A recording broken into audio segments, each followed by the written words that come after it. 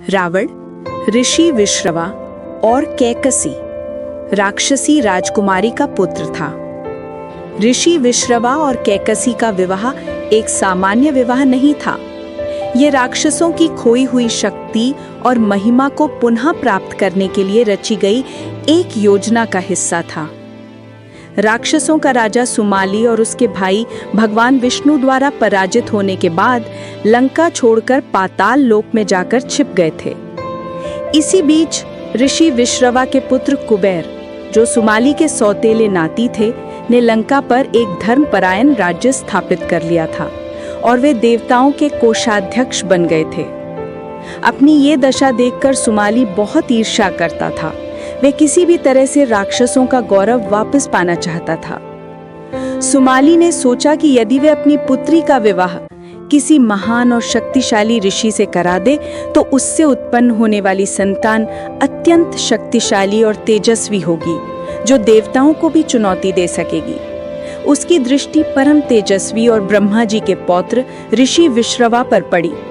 उसने निर्णय लिया कि वे अपनी पुत्री कैकसी को विश्रवा के पास भेजेगा।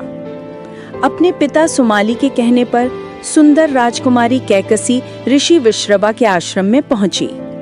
कैकसी जब आश्रम पहुंची तब शाम का समय था और ऋषि विश्रवा अपनी अग्निहोत्र पूजा की तैयारी कर रहे थे। इस समय को मांगलिक कार्यों और निवेदन के लिए घोर वेला यानी एक अशुभ समय माना जाता है। कैकसी ने ऋषि विश्रवा के सामने स्वयं को प्रस्तुत किया और उनसे विवाह करने की इच्छा प्रकट की।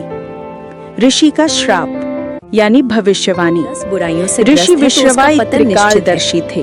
उन्होंने कैकसी के आने का प्रयोजन जान लिया था। व्याख्या के अनुसार उन्होंने कैकसी का प्रस्ताव तो स्वीकार कर लिया, लेकिन उन्होंने कहा, हे देवी, तुमने इस घोर और अशुभ वेला में आकर मुझसे निवेदन किया है, इसलिए तुम्हारी संतानें क्रूर, अधर्मी और भयानक राक्षस प्रकृति की होंगी।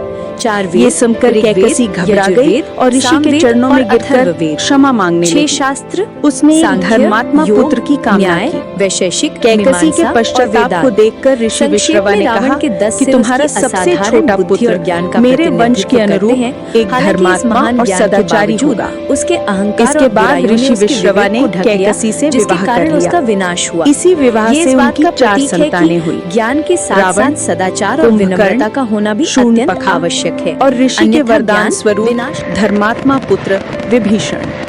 इस प्रकार ये विवाह राक्षसों की राजनीतिक महत्वाकांक्षा का परिणाम था, जिसके समय की एक चूक ने रावण और कुंभकर्ण के क्रूर स्वभाव की नींव रखी।